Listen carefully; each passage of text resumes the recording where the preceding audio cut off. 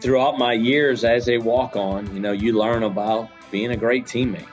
Being a part of a team is being a part of something bigger than yourself.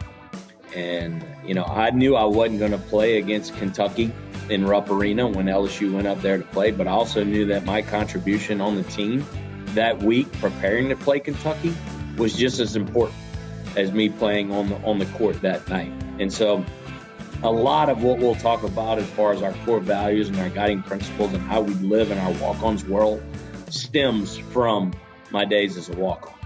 And knowing that it didn't matter if I was the star player, I knew I was making a contribution to that team. And that's how we, whether you're the general manager or you're a new teammate that just joined our team and maybe you're just washing dishes for the night, you're part of the team. You're making the ship sail. Hey, everyone, and welcome back to the podcast. I get to interview some pretty interesting guests and talk about some pretty interesting concepts. Well, this one is no exception. I'm speaking today with Mr. Brandon Landry, and he's the co-founder and CEO of Walk-Ons Sports Bistreaux. Now, this is a Louisiana concept known for made-from-scratch food and drink daily. But what's really interesting in why is it called Walk-Ons? Well, a walk-on, of course, is a team member of a sports team that isn't a starter. And Mr. Brandon Landry was a walk-on for the Louisiana State University basketball team. And while he and a friend, a partner in this business, were sitting on the bench one day, they had the brainchild of starting a restaurant, a sports bar, of course, or a sports bistro in this case, and they called it Walk-Ons. Well, this concept is having explosive growth, and they've got 52 locations now with over 150 in development, and it's growing fast. We're going to talk all about the labor crisis and rising costs and supply chain issues. We're going to talk about company culture and how to train and motivate really good people and deliver amazing dining experiences to your customers, your guests, of course. So you're not going to want to miss this episode. Stay tuned. You're tuned in to the Restaurant Rockstars podcast. Powerful ideas to rock your restaurant. Here's your host, Roger Bodwin.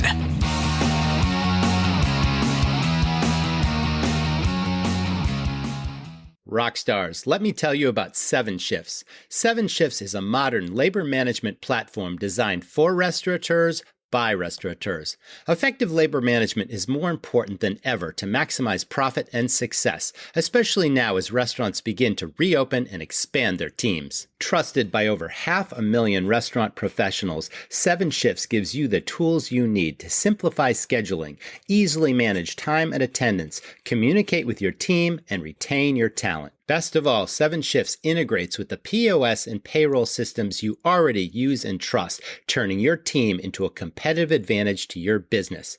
Right now, Restaurant Rockstars listeners can get 3 months absolutely free. Get started now at 7shifts.com/restaurant rockstars. That's the number 7, SHIFTS.com/restaurant rockstars to get 3 months of industry leading labor management for free. Now, on with the episode. Thanks, everyone. This is the Restaurant Rockstars podcast, and we are all about reigniting your passion for the hospitality business. The pandemic has hit us sideways, and now it's all about rediscovering what got you into this business in the first place. I am super excited today. I'm speaking with Mr. Brandon Landry, and he is the founder, the co-captain, and the CEO of a fast-growing concept called Walk-Ons Sports Bistreaux with 52 locations and growing. Welcome to the show, Brandon. How are you? Thanks, Roger. Thanks for having me, man. Actually, I got to correct you. We're 56 locations. We opened number 57 this week. Thanks for that correction. We're going to talk all about that fast growth and what's fueling that growth and what your plans are for the future. But before we begin, Brandon, I know you're a former walk-on basketball player for LSU.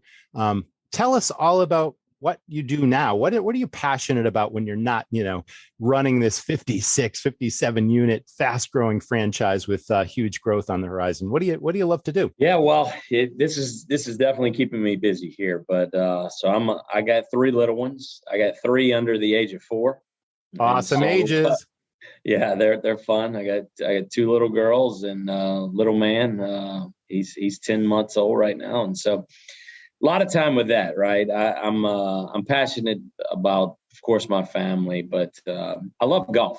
I actually don't play. I tore my Achilles a few years back trying to do things that I shouldn't be doing anymore, playing flag football and basketball and things like that. And so the only way I can get hurt is falling out of the golf cart on the golf course. And so I do that, still that competitive nature, right? I love playing with my buddies and things like that. And then being down here in South Louisiana, I grew up hunting and fishing as well. And so during those times when I have a little bit of time to get out there in the woods or on the water, we try to do that. We do that with our team as well. We actually take our team on an annual fishing trip and with my buddies. And so I stay busy. But of course, first and foremost, it's the family, it's the little ones, and my wife as well. Well, you continue to enjoy that. I have to say, I've got 2 teenage daughters now, and I really look back a lot and miss when they were like little kids, when you could still pick them up and carry them around and, do all the stuff you do when you're a new dad and you've got a family of 3, but yeah, I look back fondly on those memories, and yeah, it changes. And, every age is different, but I definitely miss when they were younger. So totally enjoy that. Let's talk about your backstory now. I always ask this question because my audience is interested to learn, how does somebody get from point A to point B? And a lot of people start off in this business at a young age. They discover the restaurant business. There's that teamwork, that camaraderie, the chemistry of the team, and they go on to develop a career in that business. But you were, a basketball player at Louisiana State University. You were a walk-on player. Did you work in the restaurant business prior to going to college, and then you got back into this? We're interested to hear your whole trajectory. Yeah, no, actually, I never had. I grew up a sugarcane farmer's son here in South Louisiana, and always had a passion for basketball and loved playing the game. And so going out of high school, I really wasn't highly recruited, or so I decided to walk on. And you guys that know anything, walk on is a player that doesn't get awarded a scholarship. They play for the true love of the game, right? You got to pay your way. And so I was fortunate enough to, after getting cut first, I actually made the team a few months later when they needed some more practice players at LSU. And just throughout my years as a walk-on, you learn about being a great teammate. Being a part of a team is being a part of something bigger than yourself. And, I knew I wasn't going to play against Kentucky in Rupp Arena when LSU went up there to play, but I also knew that my contribution on the team that week preparing to play Kentucky was just as important as me playing on the court that night. And so a lot of what we'll talk about as far as our core values and our guiding principles and how we live in our walk-ons world stems from my days as a walk-on, and knowing that it didn't matter if I was the star player. I knew I was making a contribution to that team. And that's how we, whether you're the general manager or you're a new teammate that just joined our team and maybe you're just washing dishes for the night, you're part of the team. And you're making the ship sail. And so that's how we live. But no, I didn't start working in restaurants until I was in college, and honestly, until we started coming up with the idea. So I was literally, my founding partner and I, my teammate and I were on the way back from the University of Tennessee in Knoxville. We just got beat by about 30 points. This is in 1999. And all the starters were sleeping and we were wide awake. We hadn't played a second. And so we started doodling on that little bev nap that you find on the airplanes. And love it. That the creation of Walk-Ons.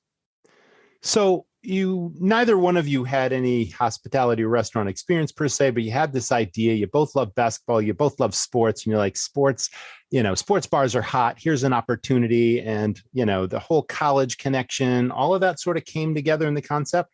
What was the timeline between that bev nap and the original idea to actually opening your first location? Yeah, so we came back to LSU and we were in an entrepreneurship class in the School of Business. Excellent. I love it. And so we went and there was a business plan project that we had to put together and said, hey, let's do it on walk-ons, right?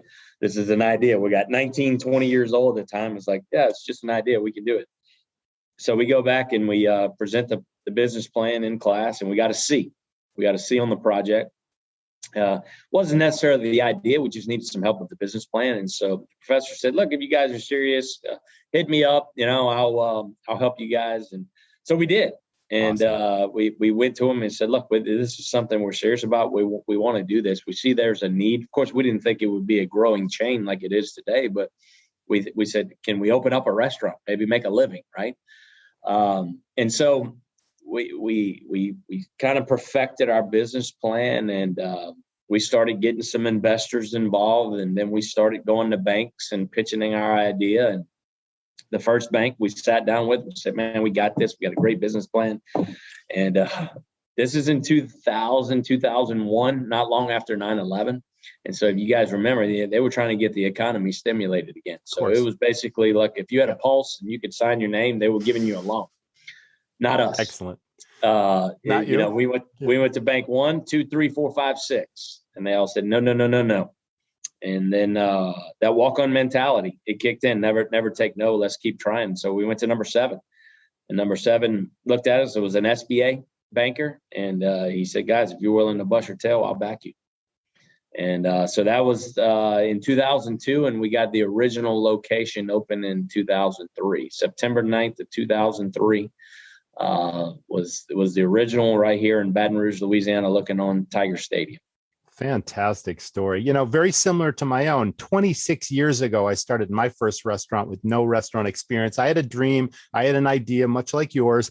And my business plan asked for $1 million because I wanted to buy land, build a building in a great location, and turn it into something really cool. And I went to 10, 15, 20 banks. And of course, the first question is, how many restaurants or bars you ever owned or managed before? Well, just read. I've never been in the restaurant business, but read the business plan. It's a great idea. And they all said, yeah, see you later. Until I finally found a banker, much like yourself, that literally was very familiar with this location, knew that I had an MBA, I had business skills, never ran a restaurant before, but he said, you know what? I'm not going to give you $1 million, but if you scale this project way back, I might give you $150,000. So that was my very humble start, because you can't buy land and build a building and start a restaurant with $150,000. But nonetheless, I proved what I said I could do. And then 2 years later, I got my $1 million loan, and that led to 3 other restaurants. So anyway, everyone's got a cool story, and yours is certainly cool. That's exactly right. Well, look, our purpose is to bring people together. Our vision is to inspire a lifestyle that celebrates the underdog mindset in all of us. Yes. And we all have an underdog story, right? No matter where you come from, at some point you have an underdog story. And so that's yours, and we have ours as well. And everybody, this is the only business, or one of the only businesses I know, where you need absolutely no formal education to rise to the very top of the industry. Whether you become a chef, whether you become a restaurant owner, whether you own a franchise company that just expands rapidly like yours, you can do it with no formal education. I've got multiple stories of people that worked for me that started off as 15-year-old dishwashers. One went on to own his own restaurant. And it's like, yeah, the dream is still alive in the hospitality business. So let's talk about, now you've not only got, I believe, the 56 restaurants currently, but I understand that there's over 100, 150 or so that are currently in development. So you're working with, potential franchisees that are going to open up new stores probably in the next year or so. So we have franchise groups that some have bought area developments, and I see. And so that those are the ones that are sold in markets that are taken up. And so, look, we're not a brand that's going to go open 80, 100 restaurants a year. We pride ourselves on great openings. We put a lot of time, effort, energy, money into opening the right way. We're over $5 million average unit volumes.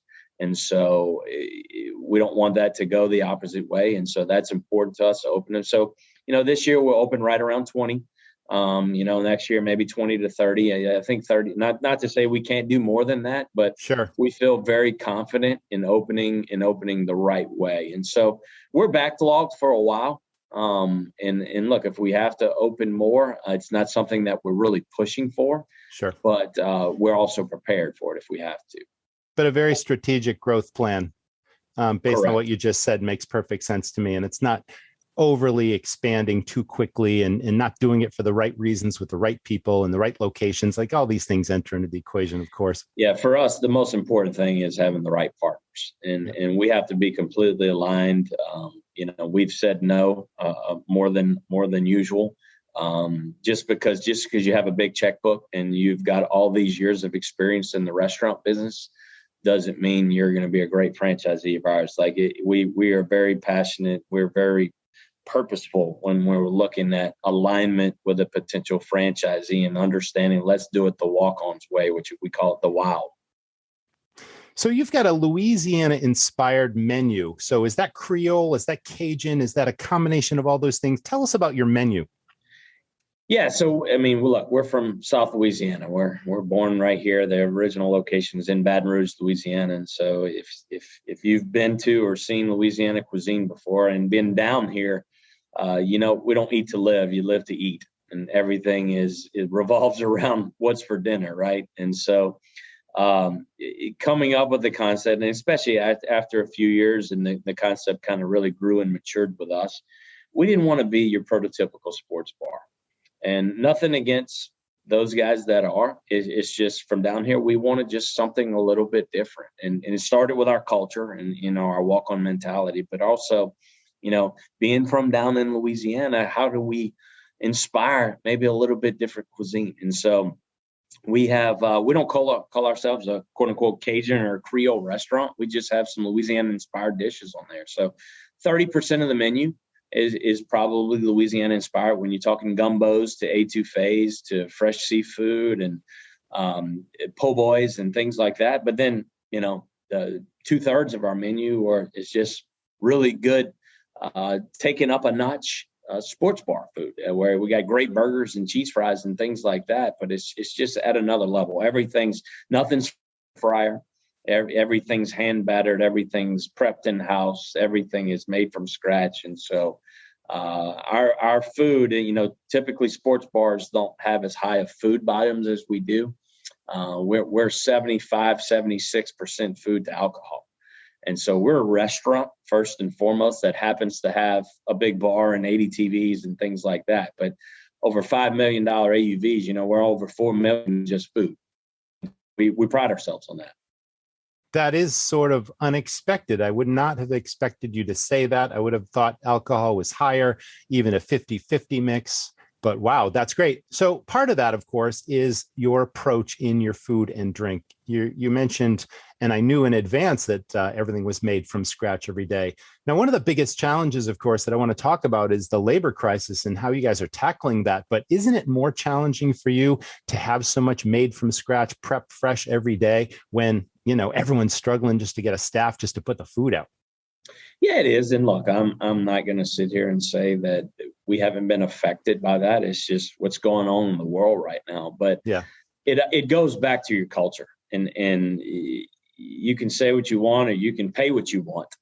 But if people feel like they're cared for, if they feel like they're part of a team, if they feel like they understand the why before just what they're doing, you have a lot less trouble acquiring and retaining great people. And like I said, I'm not going to sit here and say we haven't been affected by it, but I don't think we've been affected nearly as much as some other concepts out there because of the culture and what we've built from within. And I would say that everything obviously trickles down from the top. So you and your partner as co-captains and, you're the founder, you're the CEO, but you guys work together and you've created this sort of culture. You've got a mission statement, of course, and you've got to disseminate that so that consistency reigns across your series of 57 different operations. And you've got to hire the right people, and you got to continue to inspire and motivate them from the top, even though you're removed in a headquarters environment and they're spread out in the different locations. Is there a key to doing that as you grow, maintaining that consistency, developing the right people, and recognizing and rewarding them certainly has to, come into play as well? Huge. I mean, it's what's important to you is what happens. And so if you make it important to you, and a lot of people say, oh yeah, I really need some culture and I'm going to get some culture. Well, that's easier said than done, right? It really has to mean something to you. For us, like I said, I didn't know anything about the restaurant business when I got into it. All I knew is how to be a great teammate and how to hire people and how to take care of each other. And I got your back, you got mine. And really that hasn't changed just because we've sold and we've grown. It's a little bit harder. Like you said, it's not as easy when you have one restaurant to 6 restaurants to make sure that you can scale it and all that information is disseminated down to every person. But it's been done before, right? And it's not easy. If it was easy, everyone would be doing it. But I mean, right. The cream of the crop out there, filet, right? You know what? Almost 3,000 restaurants, and their culture is better than any single unit restaurant chain out there, just because it's important to them. And so that's how we live. Like I said, it starts with our why. It starts with our purpose of bringing people together. And we have our wow meetings, our walk-ons way meetings that we don't talk P&Ls. We don't talk building costs. We don't what the price of meat's going to be next week. We talk people. We talk caring. We talk recognition. We talk, are we hiring for the vision and not the need? You go back to the labor crisis right now. I mean, a lot of people, they just, I need a server, or I need a grill cook on Tuesdays for my lunch shift. That's the wrong way to think about it. You have to hire for the vision. We need a great person that really understands our purpose, vision, and mission. And by the way, if they can work on Tuesdays, that's going to be great. But you can't let the need get in the way of the vision. And so that's honestly, you talk about my role as the CEO, the founder and the CEO of this company, is to clearly define who we are and what we want to be, but also make sure that everyone is aligned and everyone understands how we got here, our why, our vision. If we can't go somewhere unless you know where you want to be. And our vision is to be more than a restaurant and inspire a lifestyle that celebrates the underdog mindset in all of us. Not to be an underdog, but inspire that underdog mindset. Back to your story. You had that underdog mindset after bank 5, 6, 8, 10 turned you down. That mindset kept you going to get your loan and get you where you wanted to go. It's the same thing with us. And everybody out there's got that underdog mindset. Sometimes you just got to inspire them to live it.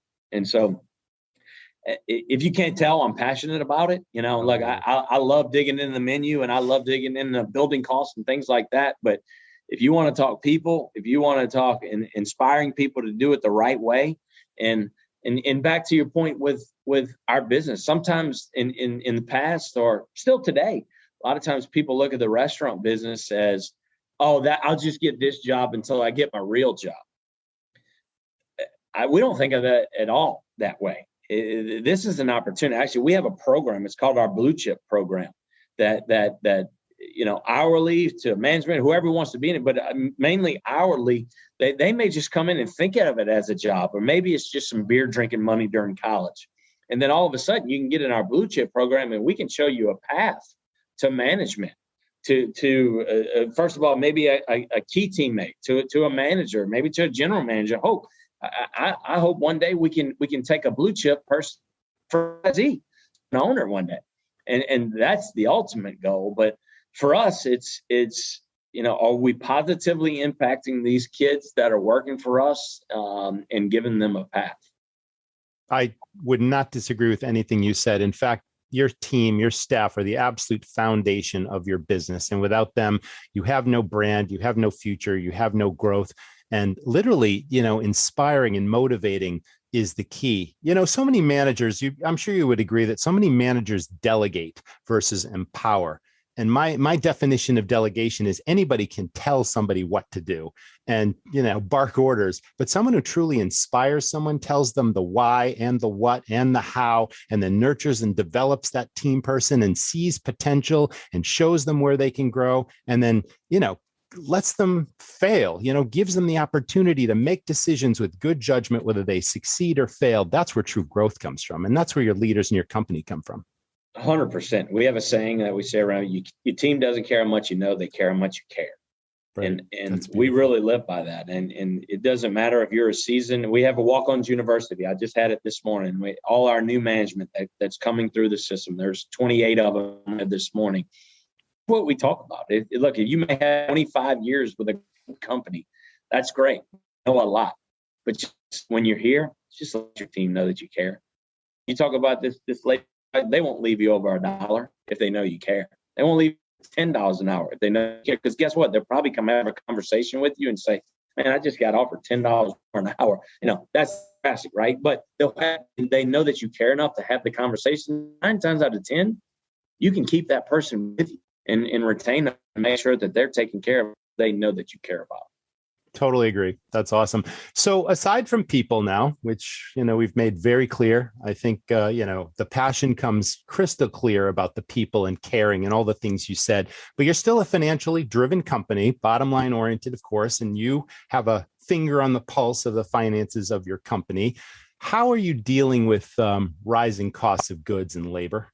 Especially with, you're a growing chain, you've got economies of scale, you've got leverage with suppliers that the independent single operator, 4 or 5 operator guy doesn't have. You've got advantages and benefits, but that doesn't mean your costs still aren't rising and that your margins aren't going to shrink as a result of that. So how are you combating that? Yeah, no doubt. I mean, it's happening to all of us. Like you said, we do have economies of scale, but we're feeling it. And look, our goal is to be the best possible franchisor that we can to our franchise partners. And so we sit down with them and, you got to look at it. And the last thing that we're going to do is take a product and not make it as superior as it is now. So we don't want to just look at it and say, oh, let's just get a cheaper product. No. That's not who we are, because we pride ourselves on great products. But, you got to look at price increases, and it's not like just across the board. We've been running models here at our office just to look at it and see, all right, what does it look like in a year? What does it look like in 2 years? Can we take different categories?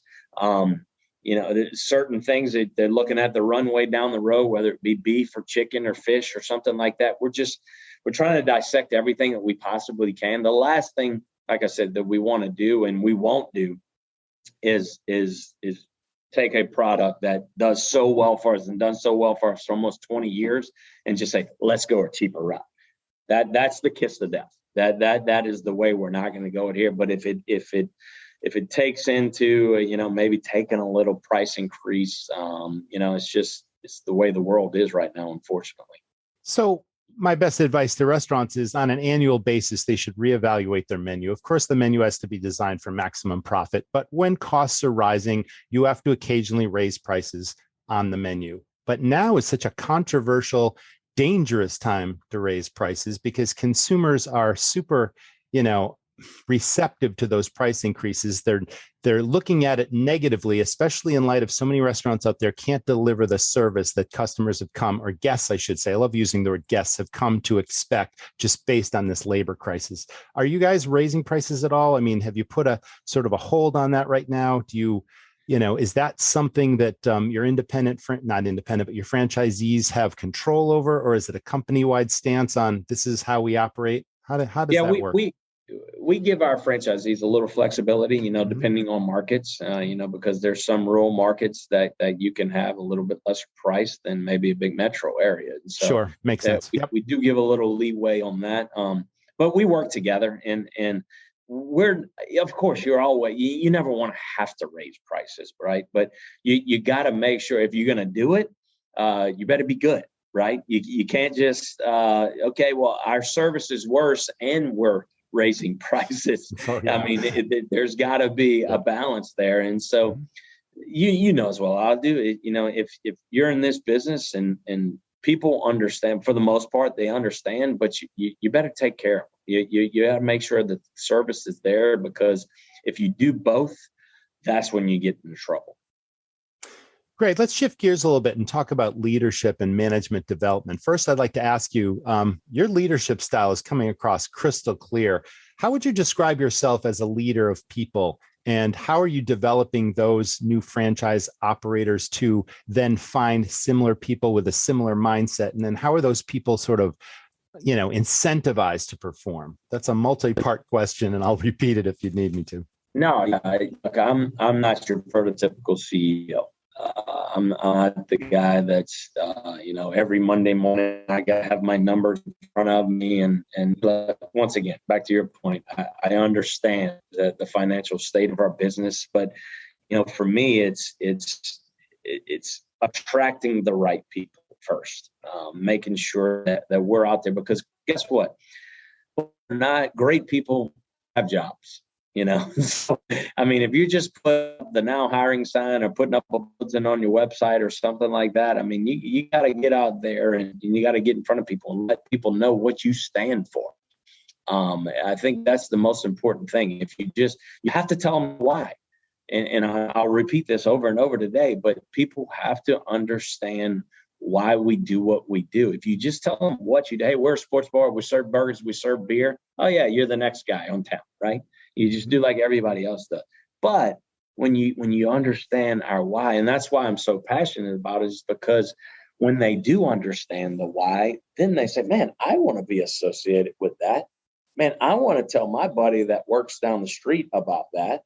And then it's a snowball effect, right? It gets bigger and bigger, and then the teams, they start fighting for each other. They start fighting for the brand. They're out there attracting great people, and so it's like I said. I go back to my management style. Is it where I'm just this boardroom director? And no, it's all about the people. It's all about the human capital. It's all about that, making sure that the information just doesn't sit up here at this level. That it can be disseminated all the way throughout the company. What was the second part of your question again? Yeah, I was curious about recognition and rewards and how you develop leaders outside of your HQ. What are the recognition, the rewards? What are the incentives? It's like, what drives the bus in terms of, yes, you're hiring the right people. Yes, they're self-motivated people. And yes, they work for a paycheck. Praise goes a long way, but there's got to be something extra that really moves them to go above and beyond to really deliver the performance you're looking for. You just hit it on the head. It's recognition. As simple as that is. And guess what? It costs you $0. Correct. It just costs you it's a little time. But I go back to, if it's important to you, you'll make it happen. A lot of people say, well, I don't have time to do that. Man, I got to do these logs. I got to do all this stuff. Well, then it's not important to you, because honestly, in our business, in our company, you don't have time not to do it, because it's so important to us. And so we actually have wow cards, and it's not like, wow, oh, wow. It's once again, our Walk-Ons way. And so we call them our wow cards, because you have to display either one of our core values or our guiding principles. And it's not like, oh, you have to give a wow card a week. Whenever you feel fit to give a wow card, and we like to do it with the whole group, whether it be in the restaurant or in one of our corporate team members' office meetings, or at one of our WOW meetings or one of our franchise meetings, whatever it may be. We like to give these out because, look, everyone loves a little pat on the back every now and then, right? Yes, and for the peers also to see it, because sometimes they may sit there and go, man, wish I can get one of those one day. It's not like Little League ball nowadays where everybody gets a ribbon. Everyone doesn't, but it may be something that's like, that guy just got one, or that gal just got one of those. I want one of those too. That everybody likes a little pat on the back right now. So it's amazing how far that can go. Just a little bit of recognition. Excellent. Thanks for sharing. Let's talk a little bit about marketing strategy. Now, you've got a loyalty program, and it's also connected to a mobile app, I understand. Can you tell us a little bit about how that works and what the results have been? Yeah. So, our marketing team has been working hard really on launching this app and this loyalty program here over the last, especially since COVID happened.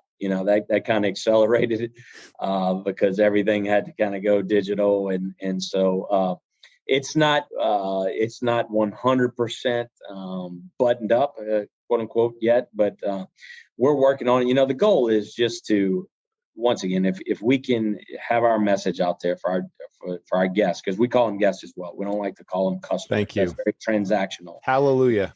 Yes, it's guests to us, and it's teammates. It's not employees. We have a specific vocabulary here. We talk teammates and we talk guests, but The loyalty, I mean, look, it's the way the world is going right now, right? And especially for us, where we're seeing a significant increase is our takeout sales.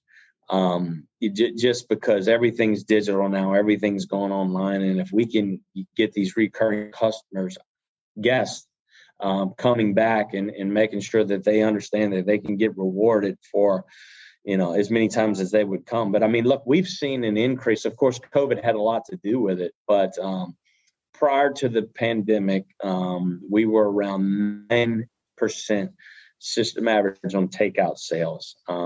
And like I said, COVID had something to do with, but right now with our app and our loyalty program, we're sitting around 14%. So we've jumped 4 or 5% since we've launched all this. And so we're a significant increase, especially to that part of the business. Excellent. There's a good foundation there that's continuing to move forward.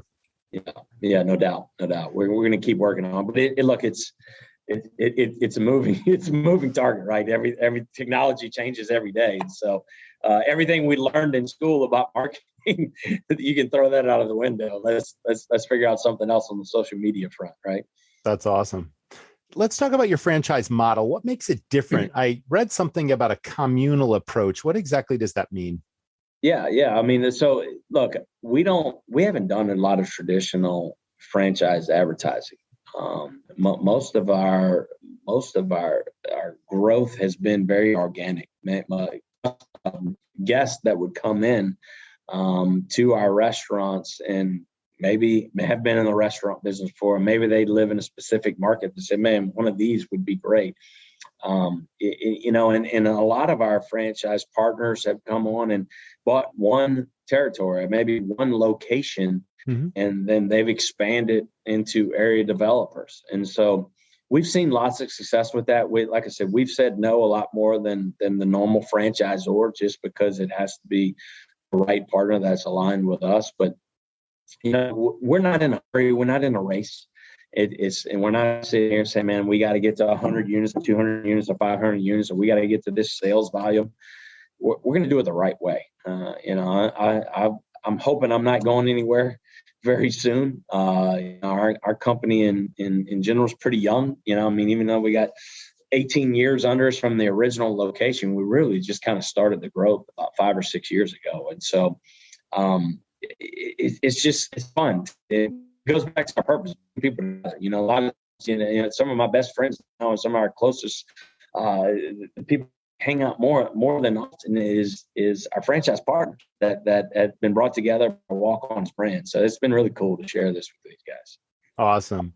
We've covered a lot of ground today, Brandon, but let me ask you lastly, this pandemic has turned the industry upside down. The statistics say over 100,000 plus restaurants have closed. Those that are still standing are beaten up pretty badly. And now we continue to face these challenges with rising costs and labor crises and all this other stuff. And if people are still standing, what would your best advice be to maybe independent operators, even GMs that are running the show and just dealing with all this stuff as we move out of the pandemic into the future, which obviously by all indicators is appearing extremely bright?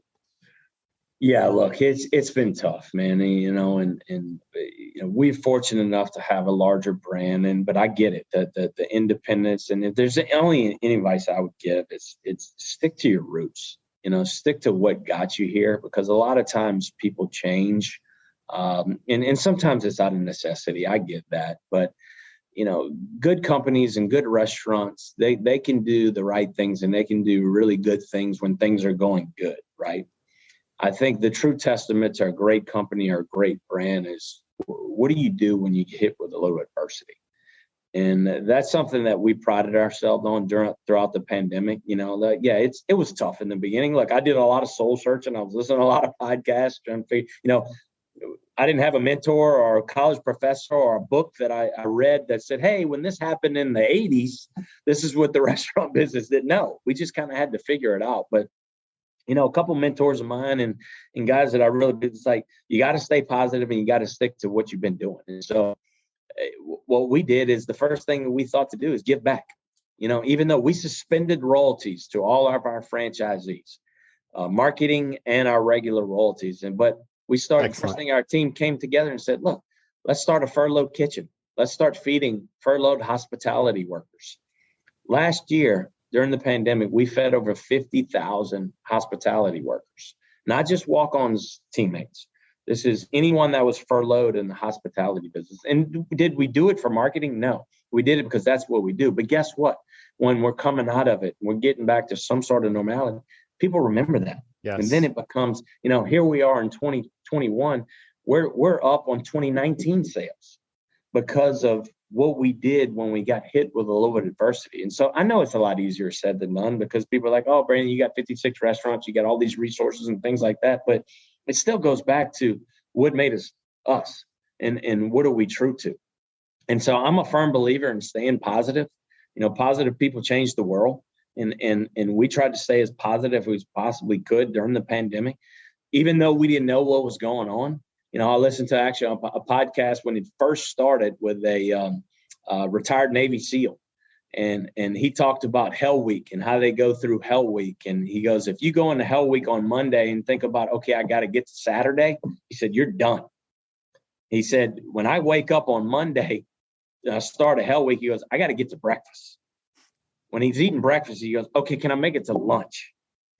And that's really kind of how we've had to think for the last 16 or 18 months during this process. And when I heard that, and things happen for a reason, right? But I heard it right when the pandemic started. I came in with our team, and I was like, you know what, guys? We can't worry about what we're going to look like in 6 months. We can't look like we're going to look like in 2021. Let's get to Wednesday. Wednesday we'll reevaluate. We'll figure out what's going on because God knows what's going to happen in the world. And then when we get together on Wednesday, hey guys, let's get to the weekend.